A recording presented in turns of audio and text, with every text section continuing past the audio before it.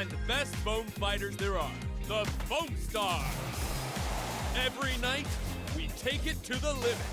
Foamstars is an online multiplayer arena shooter developed by Toylogic, published by Square Enix, and released on February 6th of 2024. There are a lot of competitive games that are purely based on skill and can be frustrating to play at times. Sure, the point of playing an online game against others is to win and to show off your expertise by demonstrating how good at the game you are, but it's often hard to do that without getting frustrated from time to time. Even simply trying to complete a quest in a game like Fortnite can be maddening when someone sends you back to the lobby just as you are about to complete it. Foamstars is different, as it immediately introduces itself as a game that you can play and have fun with without stressing out, since the goal of the game doesn't necessarily rely on you merely getting kills.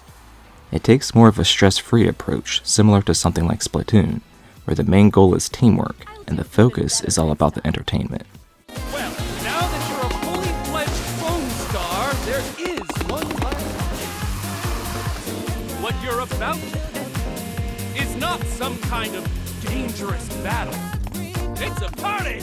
For being a game focused mainly on its online component, the story of Foamstars is interestingly fleshed out more than you would think it would be. The different characters you play as are known as Foamstars, who live in the Las Vegas-inspired city of Bath Vegas. Foamstars are people who have the ability to produce foam from their body. There are story missions in the game that reveal more about the characters and their life before becoming a Foamstar. The main star of the game, Soa, used to be ashamed of her bubble-making power, but gained confidence and became a pop star and radio show host. Other characters use their foamy potential in different ways, like Jet Justice used his foam talent to stop crime to become the city's hero. The main story revolves around a character who has been wronged in some way by the different Foamstars, and decides to wreak havoc across Bath Vegas, but the crux of the game centers around the online play, where the Foamstars compete in entertainment-styled competitions.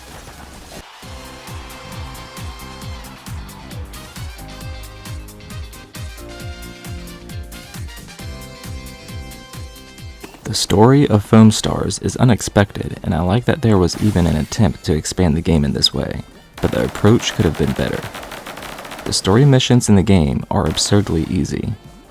During the missions, characters talk back and forth through a radio to reveal more about themselves while at the same time showing off their personality. After missions, story bits will play out on some static art.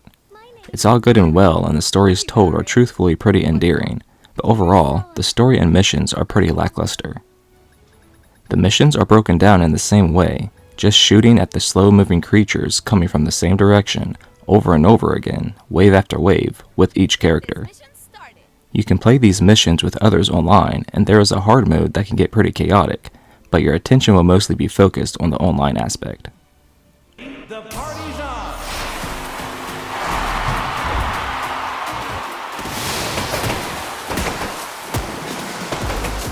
Right off the bat, Foamstars is loud, in-your-face, and energetic, and the superb design and presentation carries over into the fast-paced gameplay. Each character has their own weapon, abilities, and little foam critter. You can shoot out foam from your weapon onto the ground to cover it with a colored foam. You have a surfboard you can ride on to get around faster. Surfing on your team's colored foam will net you the most speed, and surfing on the opposing team's foam will slow you down. Shooting foam at your opponents will lower their health, and eventually, they will get foamed up into a ball. At this point, hitting the balled up opponent will knock them out, and they will have to respawn back into the arena. But the foamed up player's team can also surf into them to set them free of their soapy prison. The design is simple, but it's so chaotically entertaining.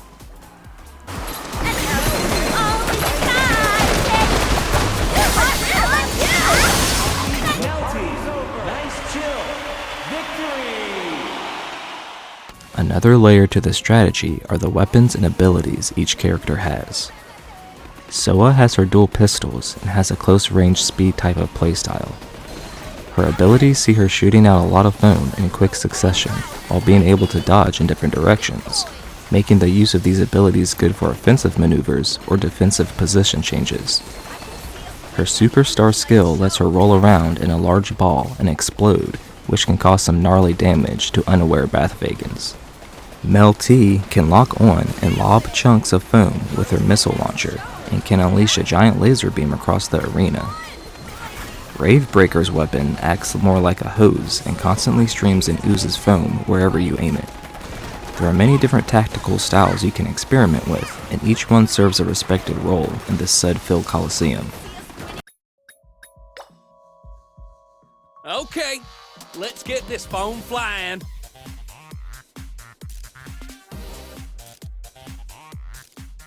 There are 3 main modes to play. Smash the Star is more of your traditional style team versus team game mode and is always available to play. Happy Bath Survival and Rubber Duck Party rotate in and out of the playlist every 30 minutes. In Smash the Star, you dwindle down the opposing team's stocks until a star player is created on their team, and after foaming them up and serving into them, you win.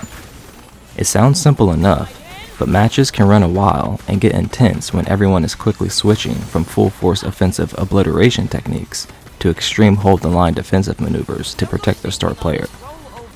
Happy Bath Survival has 2 players on opposing teams go at it head-to-head while the rest of their team look on and try to help them in different ways.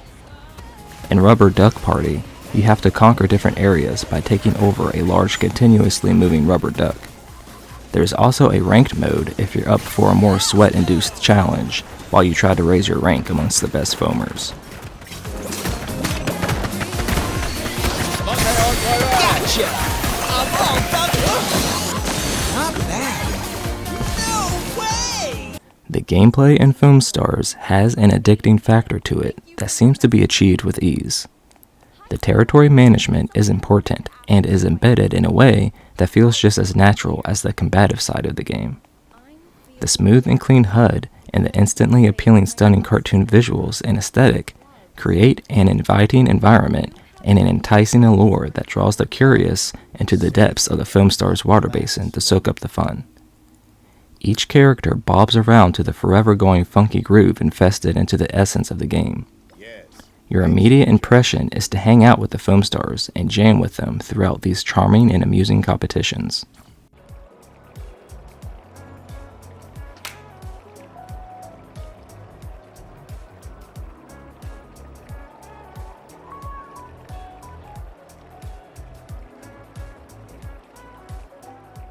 Even though you are bound to have a fun time slinging fizz at your foamy friends, Foamstars does have some issues.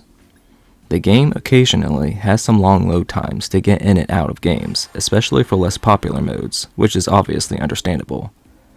Also, with an ever-dying player base, it gets harder and harder to find a match. 2 months after its February release, the player base has dropped 95%, an insane amount for a game that is actually insanely fun. These other problems may have been attributed to the shrinking state the game is in.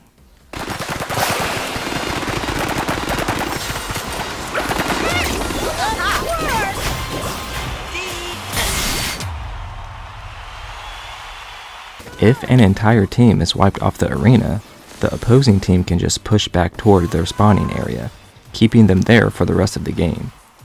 The wait to spawn back in the game is a little too long. Oftentimes the rhythm in which everyone dies can overlap each other, making it so only 1 or 2 people have to fend themselves up against the entire camping team. It can get annoying at times. One of the biggest problems the game has is the egregious price points. There are different things you can buy, like taunts, weapon skins, and character outfits. The big bundles cost a whopping $45. The incredible price for these items feels unserious and disingenuous. A single cosmetic skin and some gear items aren't worth that much money with how the actual game plays out. The only time to even use a taunt is during the countdown for a match, because during the match, you'll be too busy to even remember you can taunt. If this is the economy that the game is trying to sell to its consumers to try to practice, I wouldn't blame anyone for jumping off Foamstars altogether. I know it's optional stuff, but it puts a bad taste in your mouth. Some fireworks? Let's dance! Let's dance! I win! Are you guys seeing this? The season passes for Foamstars have all been uninspired. The big thing in the season pass is unlocking a Foamstar immediately instead of having to wait to unlock them. Other things include some pretty cool costumes, weapon skins, back accessories, and things to deck out your lobby, in which you can customize for yourself. Once you have played Foamstars for a while, you realize you have seen everything that the game has to offer. Even though the game is really fun, it never offers up anything new or exciting unless you are all in on the core gameplay mechanics. I've seen a lot of people fall off simply out of boredom. The squad missions don't offer up anything extraordinary either.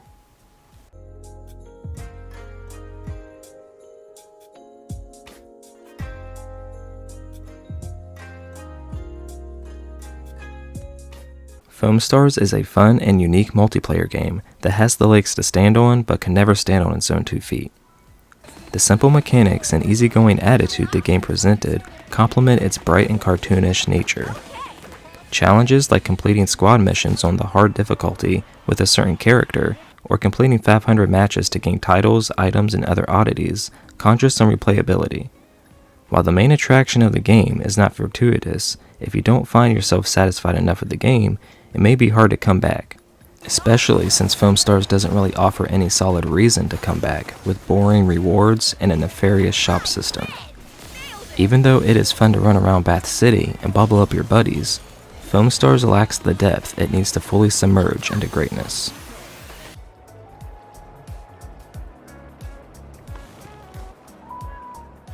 I give Foamstars a 7 out of 10.